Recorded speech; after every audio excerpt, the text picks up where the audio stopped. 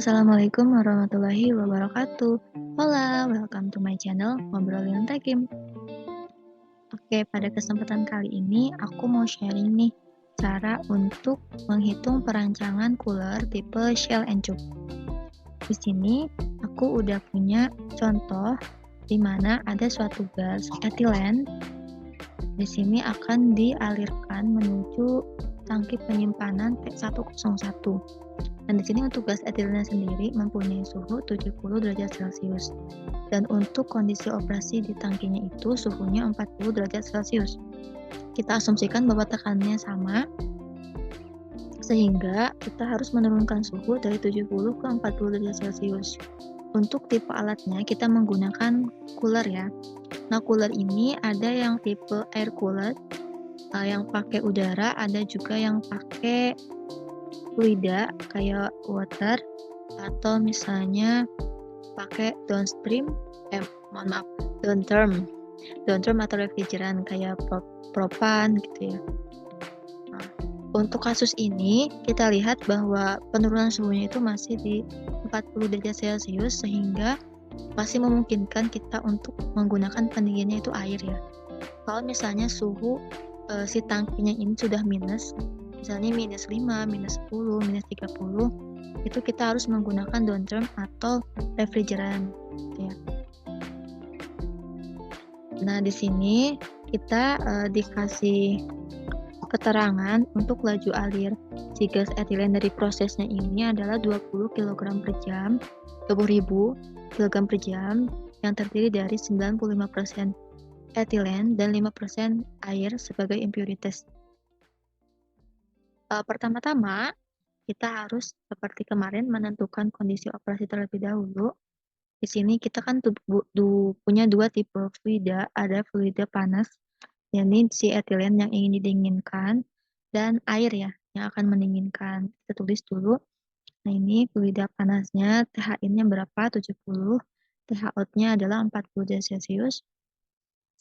Sehingga TH rata-ratanya kita jumlahkan bagi 2 itu 55 derajat Celcius. Untuk fluida dinginnya, kita menggunakan air, suhunya itu masuknya itu 30 derajat Celcius dan keluarnya 45 derajat Celcius. Nah, ini ada perbedaan suhu 15 derajat Celcius. Untuk perbedaan 15 derajat Celcius ini adalah rule of thumb-nya ya. Jadi tidak boleh lebih dari 15 derajat Celcius untuk suhu atau kenaikan si suhu pendingin. Teman-teman nanti bisa pelajari rule of thumb dari air pendingin untuk water ya. Kita nyari TC rata-rata sama T referensinya adalah 25 derajat Celcius untuk perhitungan. Nah, ini kita rubah semuanya ke Kelvin ditambah 273,15 ya. Oke. Sebenarnya ini mau dirubah atau enggak itu juga tergantung sama teman-teman ya. Nanti teman-teman perhitungannya itu mau menggunakan satuan apa? Mau menggunakan satuan US atau pakai yang metrik internasional gitu. Tahap yang kedua, kita menghitung kebutuhan air pendingin. Tadi pakainya water ya. Nah, di sini kita harus menentukan Ki pendinginnya dulu. Nah, harga Ki ini biasanya diperoleh pada saat kita menghitung neraca energi. Nah, nanti dari Ki HIN, Ki aliran panas masuk dikurangi output di aliran panas, nanti dapat Ki pendinginnya berapa. Kita nyari juga nanti integral dari CP/dt-nya. Nanti kita masukin ke rumus ini ya. Q sama dengan M dikali CP dikali delta T. Nah, untuk nyari M-nya tinggal Q dibagi CP/dt. Nanti dapat M-nya adalah 10.000 kg per jam. Nah, untuk nyari yang ini tadi, kita juga bisa cari di bawah ini ya contohnya. Nanti kita nyari CP/dt-nya, terus nanti CP/dt dikali sama mol atau molar, nanti dapat Q-in sama Q-out-nya. Habis itu kita nyari CPW-in sama CPW out-nya. Nanti dapat yang ini, CPDT. Oke, ini berarti adalah laju alir dari si pendingin. Jadi kan kalau laju alir si gasnya itu 20.000 kg per jam, untuk laju alir pendinginnya adalah 10.000 kg per jam. Harganya masih setengah dari laju alir si gasnya ya. Yang ketiga, kita menentukan data properties fluida. Yang pertama adalah berat molekul atau BM. Oke, berat molekul campuran ya tadi. Untuk di fluida panas sama fluida dingin. Di sisi sel sama tubnya. Nah, untuk fluida panasnya, tadi yang etilen sama air. Untuk etilen kan BM-nya 28, untuk H2O itu 18, nanti kita cari molnya. Molnya adalah si laju alir yang 20.000 kg ini, kita bagi dengan mol si etilen, kita kali sama presentase dari etilennya itu 95%. Untuk H2O-nya sama gitu ya, sehingga nanti total molnya adalah 734 kmol per jam. Dengan perbandingan masanya untuk etilen itu ada 19.000 dan untuk H2O-nya adalah 1.000. Untuk BMC-nya dapat 27,5. Untuk nyari BMC, kalau misalnya teman-teman masih pusing, boleh lihat di video sebelumnya di perancangan kompresor ya. Itu dijelasin juga.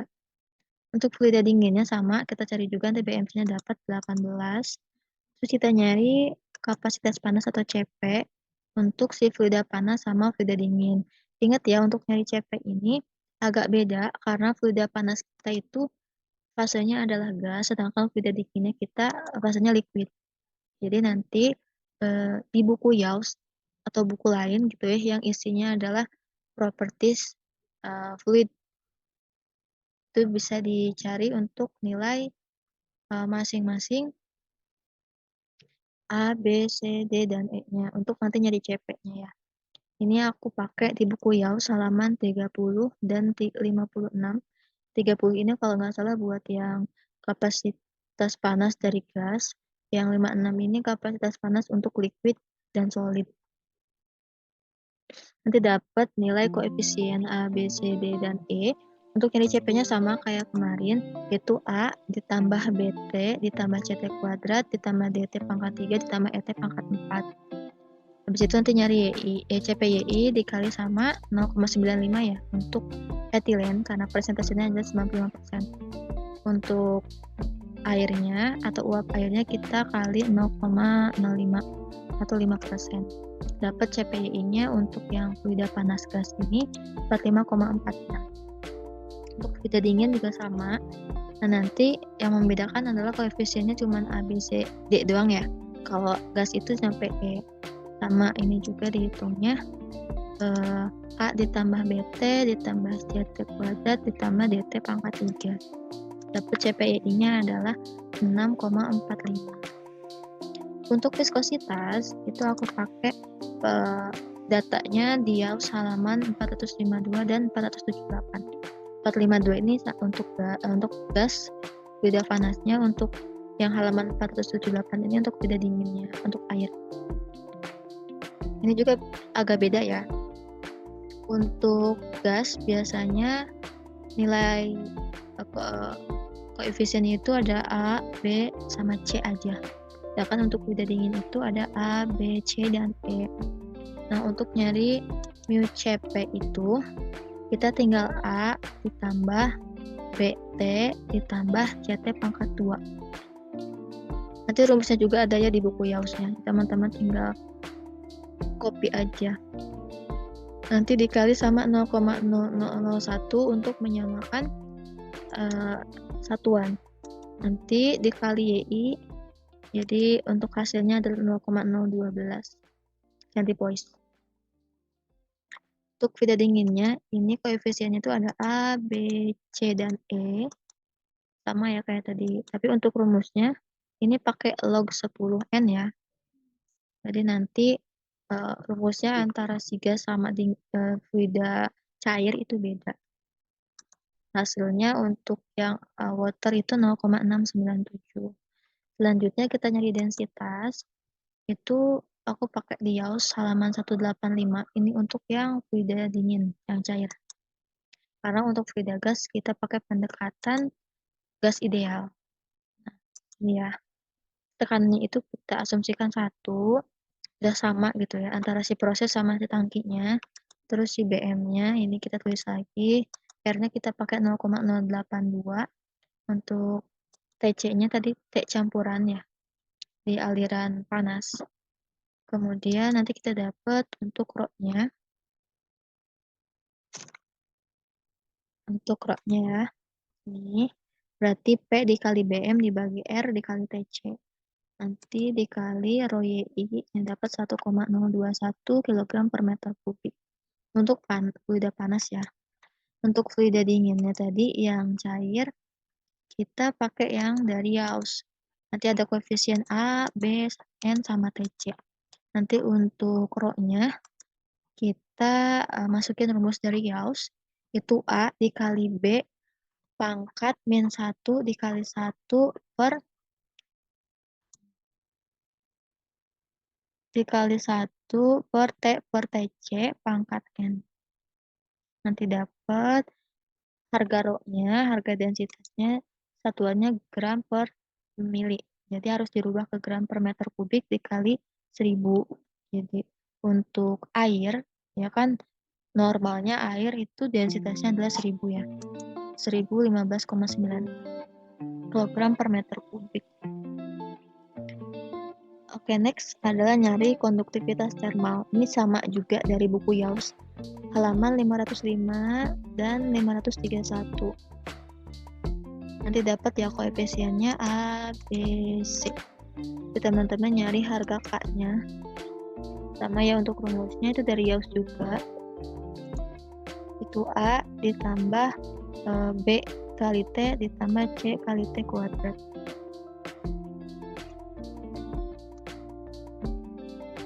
Sedangkan untuk fluida cairnya di aliran pendingin itu untuk K-nya masih pakai yang log 10N ya. Pakai yang ini.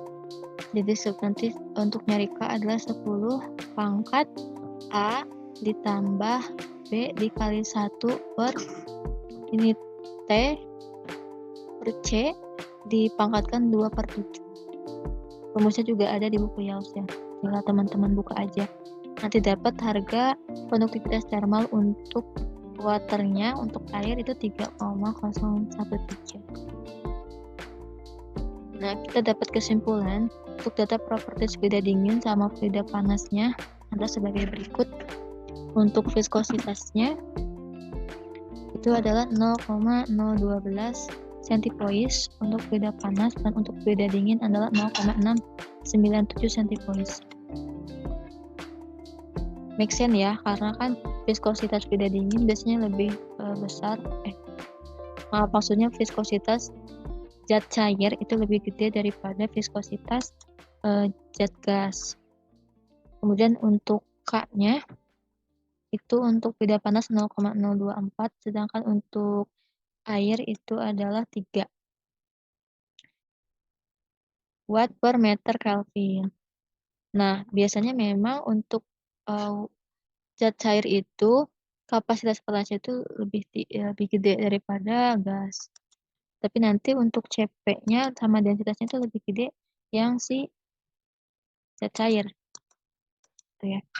Kayak gini CP-nya ini dapat 45 untuk yang gas, untuk yang fluida dinginnya 6,45. Terus juga untuk rho-nya itu yang gas itu 1, yang cair adalah 1015. Ya kan, karena water kan lebih mudah si densitasnya lebih gede. Nah, nanti teman-teman juga rubah. Ini tergantung ya nanti. Kalau perhitungannya pakai yang satuan metrik, ya kayak CP gitu ya, lipois, kilogram, kilojoule. Teman-teman pakai yang ini aja. Kalau misalnya perhitungannya pakai yang US unit, yang feet, PON, BTU gitu ya. Nanti rubah ke ini. Untuk dari CP ke pound per feet hour itu dikali 2,419 dari watt per meter Kelvin itu ke BTU per hour feet kuadrat kali Fahrenheit itu dikali 0,578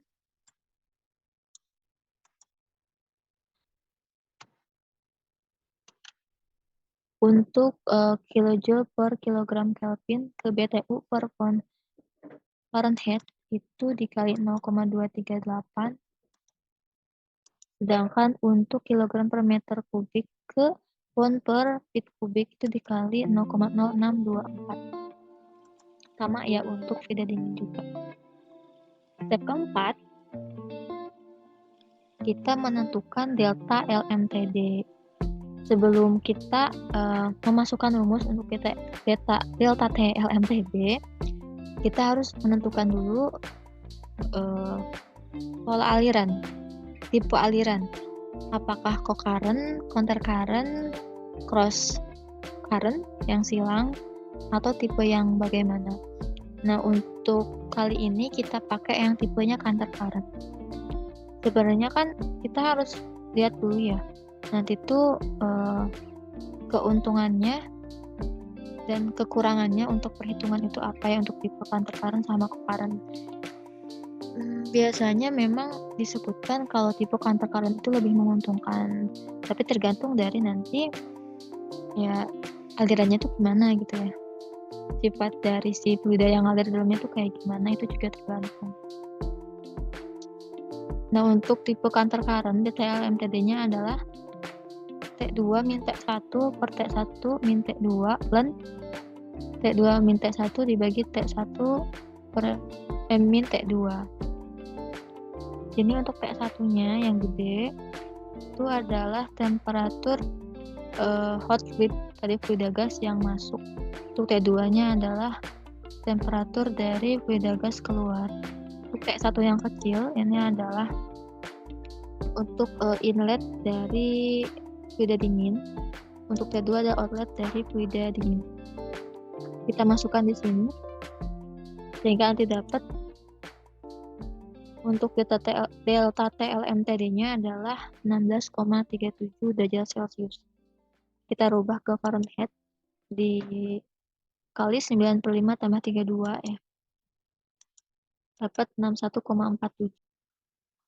Nah, kita cari correction factor untuk delta T LMTD itu di gambar 15.41a. Ini ada di buku Ludwig atau di buku Kern. Ini ya.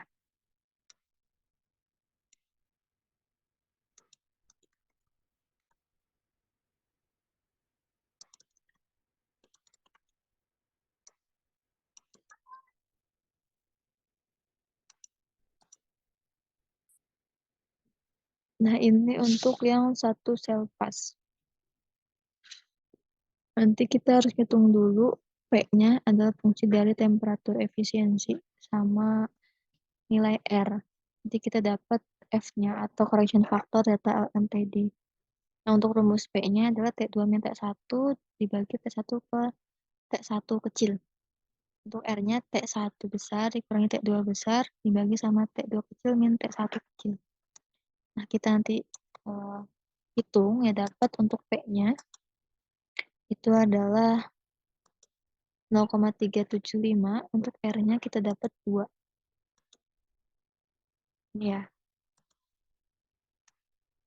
Nah, tadi kan untuk P-nya itu 0,375, misalnya kita tarik garis itu di sini ya. Misalnya garisnya di sini.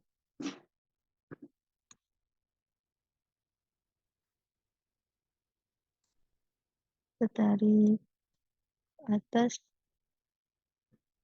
Nah, kemudian kita buat lagi samping.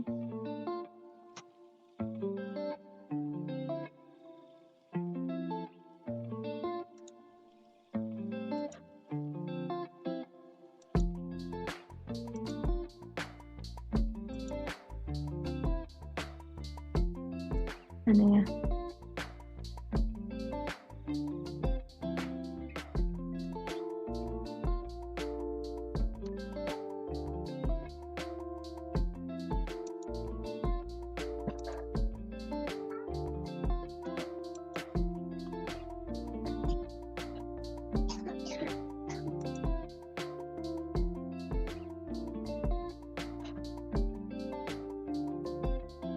Iya, kita dapat sekitar 0,8. Untuk F-nya kita pakai 0,8 sehingga untuk delta TM-nya itu adalah F correction factor dikali sama delta T LMTD. Nah, ini 0,8 kita kali 61,47. Karena di sini satuannya adalah Fahrenheit ya, teman-teman. Jadi kita dapat harga delta TM-nya adalah 49,17. Kita rubah ke Celsius, itu adalah 13 derajat Celsius. Jadi beda dikit ya. Kalau sebelum kita pakai correction factor ini, delta TLMTD-nya adalah 16,37. Sudah kita pakai correction factor adalah 13. Selanjutnya, tahap kelima, kita menentukan nilai koefisien perpindahan panas delta atau UD. Trial ya, untuk trial nanti di perhitungan. Ini dari tabelnya buku Ludwig halaman 177. Ludwignya volume 3 ya, teman-teman. Berdasarkan tabel 1536, itu nanti kita pilih cold fluidnya itu tipe apa, hot fluidnya tipe apa. Udah pastikan untuk pendinginnya kita pakai air. Untuk hot fluidnya tadi adalah etilen. Etilennya adalah gas gitu, organik ya berarti. Sehingga nanti di sini HE-nya ini tipenya tidak ada perubahan fase. Nah, ini untuk ini ya. Untuk tabelnya, di sini ada pilihan. Di sini adalah untuk tipe shell and tube yang ada condensingnya, ada kondensasi, perubahan fase. Nah, ini untuk yang heat exchanger tidak ada perubahan fase. Kita pilih yang cold fluidnya adalah water. Kemudian untuk yang hot fluidnya itu adalah organik. Sekitar 50 sampai 150. Ini ya, untuk satuannya BTU per hour FT kuadrat derajat Fahrenheit. Nah, ini 50 sampai 150. Kita trialnya angka UD-nya itu adalah 70. Kita coba pakai 70. Nah, teman-teman bisa pakai 50, bisa pakai 80 gitu ya. Itu terserah nanti. Yang penting kita pakai untuk trial dulu sekarang. Yang keenam, kita menentukan atau menghitung luas heat transfer area A-nya ya. Nanti akan menentukan tipe dari exchanger-nya, apakah tipe shell and tube, apakah double pipe, dan tipe lainnya gitu.